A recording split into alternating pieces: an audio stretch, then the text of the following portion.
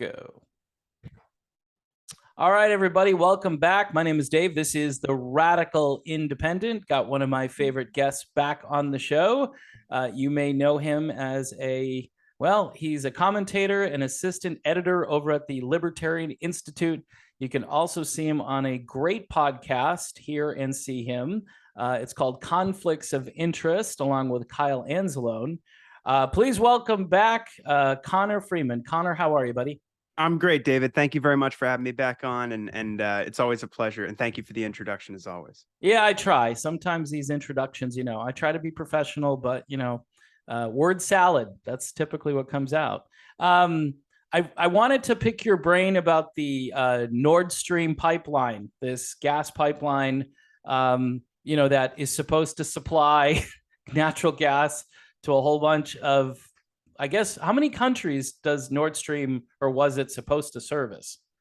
I'm not exactly sure, but I mean, obviously, it's running from Russia to Germany, and was a big, it should have been supported. Of course, we're run by a bunch of imperialist hawks and neocons and liberal interventionists, and until Biden basically lifted the brake, hit the brakes on trying to stop the pipeline. We had successive administrations who were dead set against it, and the Russia hawks. But of course, having that kind of economic interdependence between Russia and Germany and Russia and Europe would have been a great thing and would have prevented perhaps even the war. If again, you look at the situation in Europe, the energy crisis, the Europeans should have stood in the way and demanded an end, and should have blocked the proxy war from starting. But of course, there was a lot of pressure on Biden and the Americans in the lead up to the war to get the Germans to say that they would cut Nord Stream 2, which was very close to going online at that point. It was really just caught up in limbo in the German regulatory process. But before even Putin invaded, it was within a day or a day before, it was after he had recognized the independence of the Donbass republics, that the Germans announced that they were suspending indefinitely the pipeline. Great news for the German economy and those Germans that want to stay warm this winter. Really good news. Exactly. Yeah, Nord Stream 1 and Nord Stream 2, of course, before the last time I saw, the Russians had cut about 80% of their gas exports to Europe. And of course, they were extremely reliant on Nord Stream 1, and Nord Stream 2 would have even increased that reliance. But and you can see just in the effect of what the sanctions blitz has done to the European economy. As far as what happened today. Yeah. Looks a little suspicious, right? Yeah, I mean, so I don't know exactly what happened yet. There's accusations. We were talking before the show about how the Ukrainians are accusing the Russians of doing it.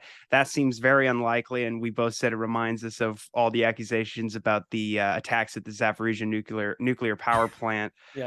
Which again doesn't make much sense. Why would you attack your own pipeline? Why would you attack Europe's largest nuclear plant under your control in a region of the country of a bunch of ethnic Russians that are under your protection? I mean, so there's been a series of threats that have been made about this by Joe Biden and by Victoria Nuland, the architect of the coup in Ukraine in 2014, Robert Kagan's wife, the arch neoconservative, who is, Nuland is the number 3 in Biden's State Department. And both of them had said, one way or another, we will end Nord Stream 2. And so there's damage to both pipelines. There was, I guess yesterday, there was a substantial pressure drop in Nord Stream 1, and then there were leaks detected in both of them subsequently. And I'm not sure. I guess I've heard some people say that bombs went off, and that caused the explosions or whatever. I mean, like I said, I'm not up to date on it yet. But didn't somebody in Poland say, "Hey, thanks, yes, USA"? Yes. Dave DeCamp found from antiwar.com, the news editor. Dave's a brilliant guy. Everybody should be reading him every day at antiwar.com. But he found a tweet from a Polish member of the European Parliament celebrating what he seems to be saying is sabotage of the pipelines and saying the U.S. was responsible. So he shows a picture of the aftermath and it says, "Thank you, USA." And this Ooh. guy's name is Radek Sikorski, chairman of the EU USA delegation at the European Parliament. Wow. So yeah. So it's So like and Poland. Dave screenshotted it in case he deletes it. Yeah, yeah, Um, that was smart. yeah. Poland thanks US for blowing up pipeline. Crazy. But you know what? Yeah, Not and this is again, that was Germany's last lifeline. And as we get closer to the winter, I think there was a lot of pressure already coming on these European governments. I think the last time I was on your show, we talked about these massive protests in the Czech Republic and yep. in Prague. There were some say 100,000 protesters demanding an end to the proxy war and a lifting of the sanctions. Of course, there's a lot of dissent going on right now about adding more sanctions now that Putin has announced that he will be accepting.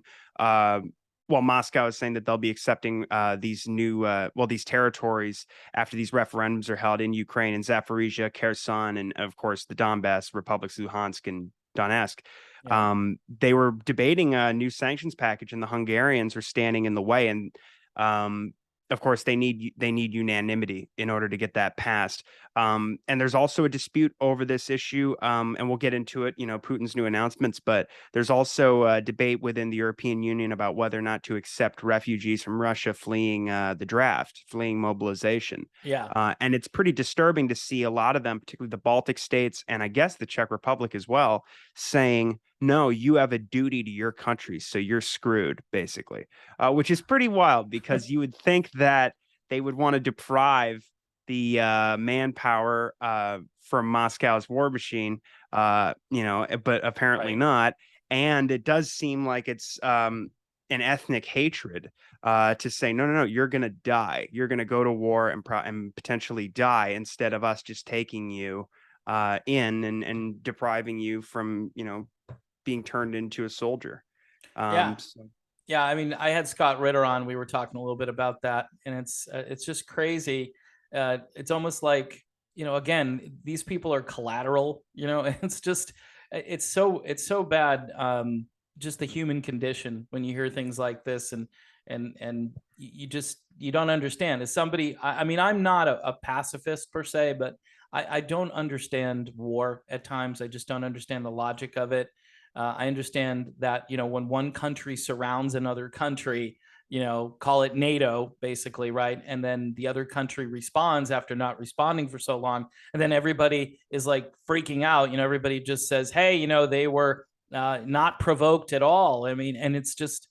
Have you been paying attention? Like you mentioned, there was a referendum, and Putin says, by the way, hey, we're going to use whatever means necessary. I'll put it that way. I mean, I think he did talk about nuclear weapons, and then again, everybody in the West said, "Uh-oh, Putin's just going to nuke everybody," and that wasn't what he was really saying. Am I correct? no, and I mean, so first of all, I just want to correct myself. I believe that Europe before the war relied on Russia for about 30 to 40% of its gas, and I believe for Germany it was closer to 50%. And I Yeah, might be for a wrong while. about those numbers. I just haven't looked into it in a minute. But I will say. So Putin gave his speech and made several points. I mean, this is when he announced the mobilization. He didn't have the numbers at that point, but Sergei Shoigu, the defense minister of Russia, later clarified that it was 300,000 troops who have, previous military experience, who are going to be brought in. And basically, the reservists will take over regular positions that other Russian forces hold in different parts of Russia so that they can replace them. And these active soldiers can now go into Ukraine. Yeah. And so there's going to be a massive escalation just in terms of the troop presence in anticipation of course, these referendums which are being held, which the Russians are supporting in these territories, like I said, in the north of Crimea, in Kherson and in Zaporizhia, but also in the Donbass and Luhansk and Donetsk. And, the point that Putin was making was about nuclear blackmail coming from the West. And Yeah. I think in particular, there's a handful of examples and there's new ones now because of Jake Sullivan and people like that. But What came to my mind immediately was Liz Truss, the new Prime Minister of the UK, who, Yeah. when she was being interviewed on the campaign trail by a British television host, he asked her, if it came down to ordering global annihilation, that his words, Yeah. I know you'd say yes, you'd hit the button, but Miss Truss, how would you feel about it? And she just goes, I'm ready to do it. And he goes, Oh. yeah, I know, but like, how would you feel? And she goes, I'm ready to do it. I'm ready. It's a important duty of the prime minister. So, Wow. Yeah. so now she said that. Now she's one of these people who, like Blinken, is saying that the goal here is a strategic defeat, much like her predecessor, Boris Johnson. She is absolutely opposed to negotiations and diplomacy with Moscow to try and bring a quicker end to the fighting and diminish the destruction or limit the casualties in Ukraine. She says that there will be no talks until Russia falls in Ukraine, until there is a strategic defeat. Strategic defeat is a term Blinken has used since at least March, I believe.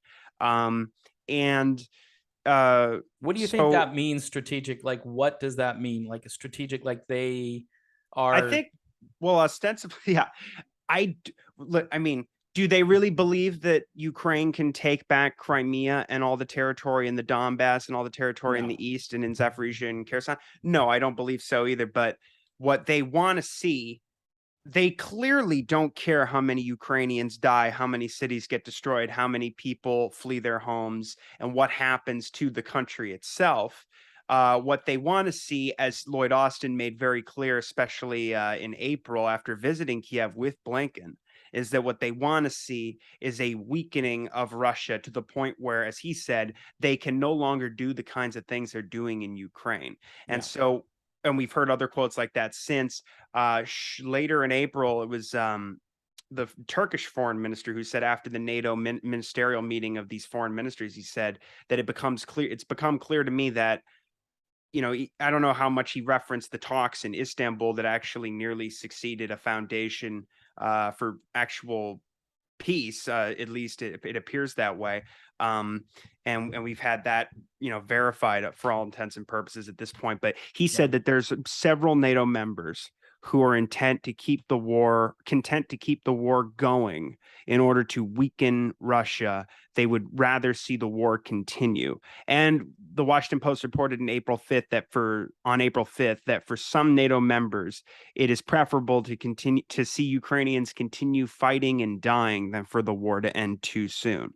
So the policy is to use Ukraine as a human battering ram and to basically bleed Russia of as much men, and as much of their military power as possible in Ukraine. I mean, I think that's the actual goal. I don't know if they anticipate they can actually win, but the point, as we've made before, is that if you want to break Russia's military and cripple it to the point where they can no longer fight, then you're putting them in a position where, I mean, they're vulnerable to invasion by definition. And we have increasing attacks inside Russian territory. And what's happening now, and I mean in Russia proper, before these referendums, like we talked last time, after the counteroffensive in Kharkiv, Yeah. a lot of Russians were fleeing to Belgorod, which has been attacked throughout the war by Ukrainian forces in different strikes and sabotage attacks and things. And there was repeated shelling going on. So, and this is what Putin was sort of getting at in his speech, because he was saying that, basically he was saying that the West, Washington, London, Brussels are encouraging the Ukrainians to bring the attacks now to Russian territory, to over the border. And he said that if the territorial integrity of the country, our country is threatened, our freedom, our independence, then we will defend ourselves. All you want to threaten us with nuclear blackmail, this weather vane goes both ways, and it can point right back at you. We also had reports in the Washington Post that Washington, in talks with Moscow, is sending them strategically ambiguous threats about whether or not we would use nuclear weapons in response to if they use, say, tactical nuclear weapons, low yield nuclear weapons on the battlefield in Ukraine. Yeah. And as Colonel Doug McGregor has pointed out, the Russians, it's very unlikely, and there's really no evidence that they would use low yield tactical nuclear weapons in Ukraine. This is a lot of Western rhetoric Yeah. and propaganda. Their policy on nuclear weapons is that they would only use them in a retaliatory strike if they were attacked with nuclear weapons, or if they faced an existential threat, which is essentially the same thing. Yeah. And so, but Putin also announced a couple of interesting things. One, that there are attacks now on nuclear power plants in Russia, Oh, not just in Zaporizhia. yeah. I And didn't that hear was one of that. the things he said, I'm making this public for the first time. Wow. And this was, So Putin, say that again, just for the audience to hear it. yeah, so Putin said that the Ukrainian forces are attacking nuclear power plants, not just he specifically said, I'm not talking about Zaporizhia, I'm talking about inside Russian territory, inside Oh, our country. wow. And so this is what he's getting at about the increasing attacks inside Russia. And of course, there's increasing support, especially after this counteroffensive in Kharkiv, and the big propaganda victory for the Ukrainians. There's big support among Putin's supporters within the country for him to escalate and for him to get the war over with. As you can imagine, we would be right or wrong if there was a war with Russia backing whatever proxy forces of the Canadians or the Mexicans, and all of their allies were pumping weapons into the country, and they had their intelligence paramilitaries on the ground coordinating the attacks. Right. And we had attacks shelling going over the Texas border or something, or the Michigan border. We would want to see the war ended quickly. And so I mean, at this point, Well, we would have already, Connor, we would have already been already freaked nuked out the by the whole, fact that they were in Mexico. I make this yeah. point all the time with friends of mine who don't agree with some of my positions on this, and I go, well, I mean, do you understand that it's in, like the football term, it's encroachment. You keep encroaching, and Yeah, this is the big problem with the anti-ballistic missile sites. The one in Poland is supposed to come on board in 2022. Yeah, I apologize. I was okay.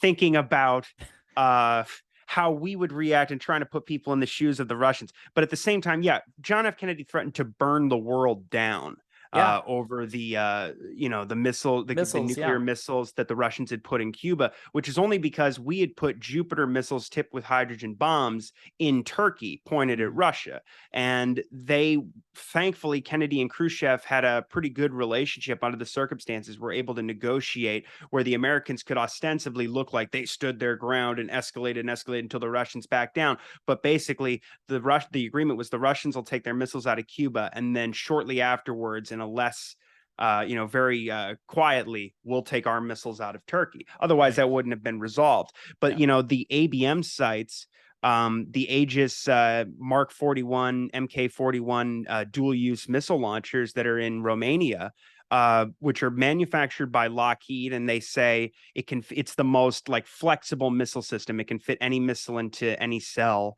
And they can be retrofit. It certainly can fit Tomahawk cruise missiles, which have a range of 1,500 miles, and they can be tipped with hydrogen bombs, with selectable yields up to, I think, 150 kilotons, which is 10 times what was used on Hiroshima. Whoa. And that means that they can hit Moscow and other targets deep inside Russia. And this has been the case since George W. Bush tore up the anti-ballistic missile treaty, and then Barack Obama brought these sites online. And then the one in Poland is supposed to, I think, be finished by the end of the year. And then when when Trump tore up the INF treaty, the Intermediate Range Nuclear Forces Treaty, that just brought medium range missiles back to Europe, which means that now, assuming the ABM sites work at all, which is very much in question, there's not a lot of evidence they do, but you'd have to assume that they do if you're responsible for the security of Russia, as Putin is. And what that means now is that they have these anti-missile sites which could theoretically shoot down retaliatory missiles that are fired off by Russia in the event of a first strike, but it also means now you've got all these missiles, from what the range is 500 to 5,500 kilometers that are going to be brought back into Europe that can now, be lobbied at Russia while the ABM sites at least attempt to shoot down their retaliatory missiles. So the whole thing increases the threat of a first strike, or at least the idea that the NATO and the Americans believe that they can actually maybe even pull that off. It creates a very dangerous situation. And of course, after Putin made this point, and Dmitry Medvedev, the former president of Russia, who is now the deputy of the Russian Security Council, said, he made the point. He's much more of a firebrand than a lot of these guys like Sergei Rabkov, the deputy foreign minister, or certainly Sergei Lavrov, the foreign minister, or Putin for that matter. Medvedev said that, yes, we will use nuclear weapons to defend, if necessary, this territory that is going to be absorbed into Russia, which has historically been a part of Russia, after these referendums are held, which I believe we're supposed to get the results here later today. And it's almost a foregone conclusion that they'll be brought into Russia. And this is, before all this, Russia controlled about 20% of Ukraine. I believe they control the territory that accounts for 95% of their GDP. The expectation of analysts like Colonel McGregor is that they're going to go to Odessa next, probably to Transnistria along the Moldovan border. And so they would landlock Ukraine and take up this whole belt on the southern coast, and leaving Ukraine theoretically with this bankrupt rump state that's aligned with NATO. At the same time, so I'll just make the point that also Jake's, the response from the Americans has been so irresponsible and reckless because Blinken has come out and said, hey, we're not changing a thing. Yeah. And, your threats basically mean nothing. If we're going to continue to support Ukraine, if we stop supporting Ukraine, Ukraine ends. If you stop your war, then the war ends. Right. And then, Jens Stoltenberg, the Secretary General of NATO, said, well, our response to this is we're going to double down. We're going to increase military support to Ukraine. There's new congressional negotiators just settled on a new $12 billion aid package. I was going to ask you about that. And plus there's another civilian aid package, which again, just insane for law enforcement, presumably for rounding up men to be drafted into the war and to go after dissenters. The thin blue line in Ukraine. That's what I mean. Just it's crazy. And stuff for border security, which is hysterical. I'm like looking at this going, this has got to be some kind of joke. I mean, the Republicans are saying it going, really? Or some of them are like, yes, we will help you write the check. But there are a few, rogue, normal people that are going, I think this money should be going to, somewhere here in this country where we have problems that we need to deal with. But just amazing how much money. I mean, how much money total? Do you have a number, like how much money we've sent? Oh yeah, they're almost certainly going to pass this short-term spending package here soon. I'm not sure when the vote is. I think I don't know, it might be this week. I just read about this morning, but it just sort of slipped my mind exactly when the vote takes place. But it would bring, in addition, there's like $2 billion additionally that are supposed to be meant to offset the damage that sanctions have wreaked in terms of the energy crisis. So that would bring the total to like 65 to 67 billion total. And I saw a figure in a piece recently from Ramsey Baroud at antiwar.com that the total aid sent by the West is closer to like $100 billion from one study group that conducted their own analysis. And now, I mean, what's fascinating about this is Sullivan has come out now and said, so Blinken said, like I said, we're not changing our policy. We're going to continue. Stoltenberg said they're going to double down. Biden said, Biden got in his high horse at the UN, I believe the General Assembly, and said, you can't take territory by force and occupy it. That's a violation of the UN Charter and all this. So really? Well, he is half dead. So that's why we recently. You got to do a little comedy. Yes. I mean, he is. I mean, and you mentioned, he put out an op-ed in the Post a couple months ago where he said we have no troops in the Middle East anymore. Okay. Yeah. That's That got published. well, and that's like, the other CIA day, newspaper, but still. what's her name? Jean-Pierre, the press secretary. Yeah, I said don't know her full name, but I know who you're talking about. The border is secure. Look, Kamala Harris too said, "Oh, the border is secure. Our border, there's no issues at all." So I mean, yeah, I saw that video too, where she's like, in the sense that countries have borders. Yeah, I don't remember the whole quote, but in the sense that we have lines, see these lines behind me? Yeah, that's a border. We have borders. Yeah, I mean, we used to have a bookstore. It was called Borders, and I mean, it's insane. These are the people running the show. This is not like, an SNL skit. It's just it's. But you mentioned Blinken, right? And or was it Blinken? Sullivan threatens catastrophic consequences. Yeah. If nuclear weapons are used, and That's but previously they were saying, well, we have this strategic ambiguity, which works, under Biden has worked so well with China. The fact is this the rules-based order that we've been searching for since you've been here? I mean, it sounds like it. And we have no business.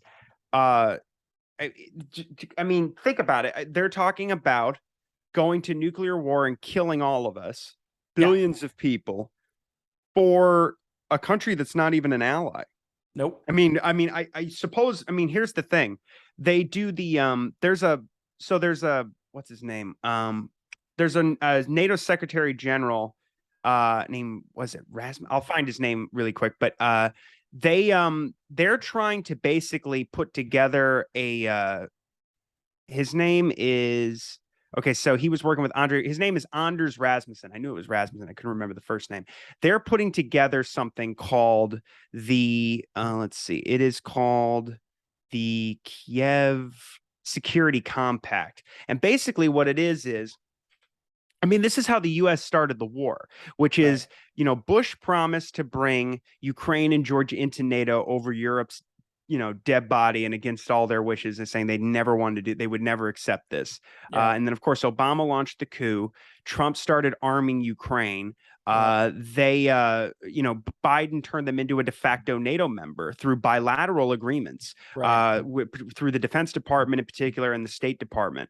And we started carrying out, they started hosting massive drills in the Black Sea and in Ukraine, proper, of NATO. They had last year, I mean, I've said it before, but they really jumped the shark. You had the largest drills, military exercises held since the Cold War, much of them on Russia's borders, led by the U.S., including these NATO drills like Sea Breeze. There was certainly, I don't know if it was specifically a NATO exercise, but Sea Breeze, people can look it up, is more than 30 countries in the Black Sea training for war with Russia, and the exercise is hosted by the U.S. and Ukraine. There was Rapid Trident 21. Again, training for war with Russia in Ukraine. I mean, then that's the even if it's not always stated, that's the purpose of all these drills, all these NATO exercises. There's this great new book, How the West Brought War to Ukraine. Yep. By Benjamin Abloh, and he talks about exercises that have been held in Estonia, where they were training they were simulating attacks on Russian air defenses just tens of miles off of Russia's border with tactical missiles or rockets that had a range that could just easily, much longer than the distance between the exercise and Russia. Always training for the invasion. But of course, the invasion's not going to happen. And Russia is crazy to think that there would be. There would be one. And so, and now, of course, threatening nuclear war over this country that they are not even talking about. Well, I will admit there are actual Republicans who are supported by Trump and his America First Policy Institute, who are loud voices calling for sending military advisors, boots on the ground, and putting them on the ground in Ukraine to join these. And by the way, they may already be there, but that's not officially acknowledged. Certainly, there are special forces troops from Lithuania, Canada, France, Britain on the ground, and we have these these former special operators of the U.S. who are in Ukraine, making battle plans, training Ukrainian It's like forces, proxy soldiers. contact It's line. everything is proxy. It's not. It's like they avoid putting. Hey, they're not going to tell you that they're going to put boots on the ground. They avoid that. They avoid bringing Ukraine into NATO. They do all these things that are just like, right on the edge. It's just to what? To placate. You talk America first. How is that? I mean, that's hilarious. That it's we're America first. And again, these budgets are being approved. I'm sitting there going, okay, what happened to America? Like just sending the money to infrastructure here in the country. I mean, we can't even have those conversations. I know they're just running. It's sad because I know they're just running printing presses and they're just monetizing debt and they're doing crazy stuff. And this is why, interest rates are going up and inflation is going through the roof. And, people are struggling to just pay their electric bills, and it's just sad that nobody kind of puts these things together and says, foreign policy kind of matters. And then it's just blatant spending on top of it, where you've got Blinken out there basically just bragging, hey, we're committed to civilian security assistance. I'm like, what the heck, man? I mean, I mean, all these terms too, it's obfuscating language where the normal Joe six pack comes home and kicks his feet up and says, I don't understand. And this was the whole premise of like the Trump movement. Parts of it were I think the mom and dad and the people who are involved in it, who go to school board meetings and stuff, I think they're all like a little just, we can't just blindly support sending money to other countries. We don't even have an end game, Connor. I mean, has anyone, and this is the crazy thing, we've been doing this for, since, I don't know, George H.W. Bush, maybe before that, but it's like we don't have a stated goal. Like if somebody said, okay, what's your goal? Your goal is to destroy Russia, maybe here, right? But what does that look like? You don't care how long it's going to take. You don't care if it's going to bankrupt all of Europe. You don't care if America suffers economically.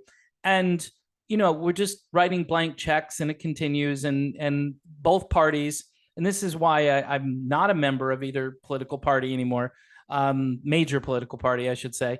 And I look at this and it's again, two cars going over the cliff at slightly different speeds with slightly different rhetoric, but they're all on the same page, Connor, when it comes to, spending what should be taxpayer money. I mean, it's not taxpayer money. It's just money that they're printing out of thin air. It's really just sad. Well, I would just say, I mean, I think so.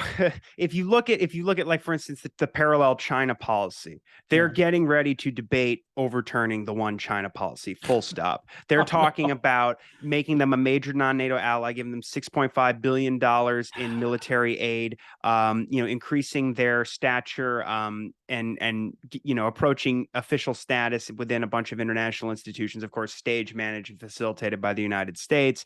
They have this war reserve fund in order to provide them with arms for a war with China. Of course, we have troops openly deployed to the island. Yep. They're talking about sanctions that they're going to put in place, massive sanctions on Beijing and the entire political elite and key industries. Of course, Biden is doing his best to start really limiting trade with China, which is a great idea when you're this close to nuclear war with the two biggest nuclear superpowers after the U.S.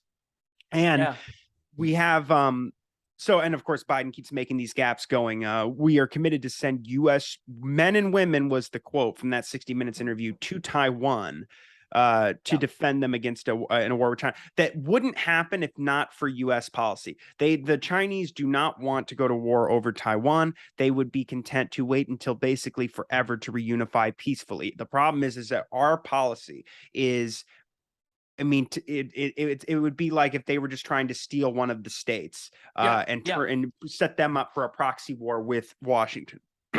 Right. And so, excuse me. It's all right. So, I'm kind of choked up by all this too. I mean, I'm listening to, and I'm like, this. I mean, we've already got where we've been discussing, obviously, the problems in Russia and Ukraine and all of the money and everything, and then you drop the China bomb on us, which I wasn't even going to ask you about that because it's like an unforced error, like we could just leave They said China. this time it's not being walked back. That's Yeah, the major difference in this one, I think. Also, Biden goes, Biden didn't just say that we're committed to defending Taiwan. He said our policy hasn't changed. They make their own decisions about independence, which that is not the policy at all. That is no, no. that's Where not there's one China right. and Taiwan is part of China. That's the one China policy. That's what we've had for 50 Pretty years. simple. The Yeah, peace. Yeah.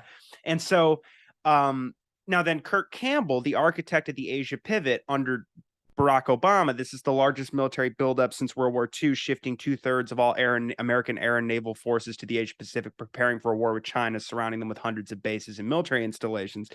He is Biden's point man on the National Security Council. He's the top Asia official leading this whole buildup. And he said, I wouldn't characterize what the White House did as walking back Biden's comments. And then he goes, the policy hasn't changed. I guess Sullivan said something similar to that as well. right. And so, again, I think that they look, you said there's no plan. I agree with you. But what they are doing is they're acting on this neoconservative vision of essentially planetary domination by the United States empire. And they are committed to militarily repressing the rise of China and surrounding Russia and basically at this point now crippling it, not just containing Russia, but at this point they're dead set on destroying it. I mean, that's why they're saying, everybody remembers Biden saying, for God's sakes, this man cannot remain in power. And that all those statements came out around the same time. And of course, beyond all of this and the attacks in Crimea that we've talked about, Right. let's not forget that we had U.S. officials in the New York Times and other papers bragging about and NBC News and things like this, bragging about how, it was our intelligence that brought down that Russian transport plane, killed hundreds of their troops. It was our intelligence that helped destroy the Moskva, which killed 40 sailors and wounded 100 more and sank the flagship of their Black Sea fleet. It was our intelligence that helped them kill a dozen Russian generals. Also, now we're hearing that the intelligence had stepped up significantly before this counteroffensive in Kharkiv, which hasn't really amounted to anything. It's a few thousand square kilometers. And once they got further into that territory, there were thousands of casualties. The Russians destroyed thousands of these forces with artillery and other airstrikes. Which really didn't get reported after the fact. Right. They were just celebrating this victory, like, here's a pretext. Now we could just, send even more money. And then, another photo op with Zelensky somewhere talking about, yes, now is the time. Now is the time to support us even more, and it's a lot of propaganda. And I don't think people realize how much that they're not being told. And the stuff that they are being told is frustrating enough. That telling me that you're going to spend this amount of money and you have an open-ended commitment to see Russia fail. And what's sad is you've got conservatives and liberals, you've got both of them. One group tends to not like China. The other group tends to not like Russia. And Biden now pivoting, saying, count me in too with China, and it just, and now you've got, people like Marco Rubio out there who's just rubbing his hands together. Like, how can I spend this money? It's going to be great. And can have Victoria Nuland and talk to her again about biolabs. And it's just so many, we could do a show just about the biolabs that we haven't really talked about, but it just, Connor, it's just amazing. Is there any good news out there? I hear there's a ceasefire going on possibly in Yemen. And I'm thinking you might know something about that. And there's some negotiations going on behind the scenes, or is that all not going? No, there is a ceasefire ongoing right now. I need to go double check and see how much aid is still getting through and how many flights are continuing to leave the airport. But there is a ceasefire right now. Of course, the Saudis have given up on trying to put Mansour Hadi, who's been living on house arrest in Riyadh for virtually the whole war. And the Houthis have controlled Sana'a, the capital city, since late 2014. And the war against them was launched in March 2015. Importantly, they were stabbed in the back by the likes of Lloyd Austin, the head of CENTCOM at the time in the Barack Obama administration. because we were providing them intelligence support to go and kill their enemies, Al Qaeda in the Arabian Peninsula, who had a role in the 9/11 attacks. But we switched sides and fought on their side and fought a genocide against the civilian population of Yemen, which killed. The UN says, last year they said it's about 377,000, but I'm sure that's an undercount. Conservative, yeah. Yeah. And but there is currently a ongoing campaign, and the Libertarian Party has been leading the charge on this, the newly empowered Libertarian Party, which is run by much better people than the old regime right now. Yep. And there's a number, and there's a number you can call 1-833-STOP-WAR to call your congressmen and your senators and tell them to support these war powers resolutions that are in both houses of Congress right now. To which would end support, U.S. support, logistics, intelligence, maintenance, and all the rest of it, arms sales to end the war, as Biden promised. And they'll walk you through and give you directions on how you talk, how do you talk to a Democrat, how do you talk to a Republican about it, right? Yeah, it's really brilliant. Scott, I think Scott Horton talked about that on one of his recent episodes, and I'm thinking again, this is something that you can do. A lot of people think that they don't have any power, but I think you can seriously maybe prevent the genocide that's been going on for, oh man, and again, not really discussed a whole lot in call it mainstream or Western media. It's just not really out there too much. Also, I think maybe the whole citizenship for Edward Snowden, that sounded like, I mean, I was pretty happy, but now we know for sure he was a Putin puppet all along, right? I mean, yes, must be. Matt Taibbi has a new piece out about that today, about how the mainstream media is handling that right now. And says, I think they're bringing Orwell back or something like this. So I got to go check that out. Before we go, because I've got to run because there's a hurricane coming and I got some last minute prep to do here. We can find you over at antiwar.com, the Libertarian Institute. Also, you're on Twitter. Any other social media that you're have you expanded your footprint at all, or you're still basically just a Twitter guy? Yeah, I'm basically just a Twitter guy. I should probably expand, but right now it's at Freeman's Mind on Twitter. Again, you can find all my stuff at the Libertarian Institute. We host conflicts of interest there.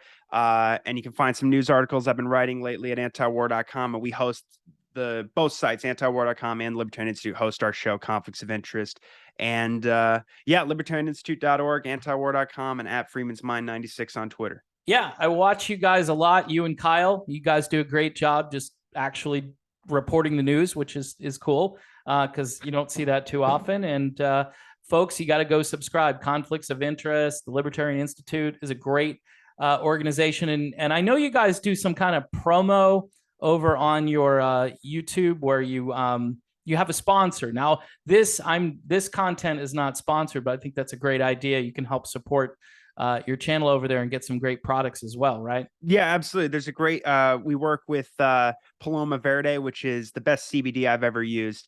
And they have incredible products there, tinctures and soft gels and gummies and even treats for your dogs. And they provide, just incredible pain relief if you've got any kind of insomnia or stress or anything you're working on, any kind of inflammation. It'll definitely take care of it. Also, I find that CBD can actually be pretty beneficial for some digestive issues people may have.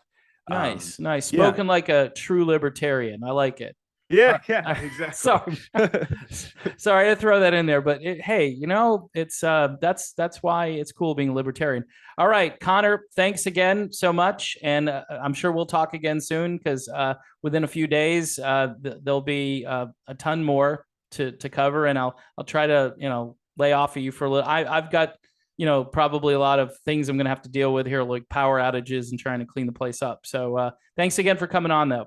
No, thank you, David. And anytime, just let me know. I'd be glad to. All right.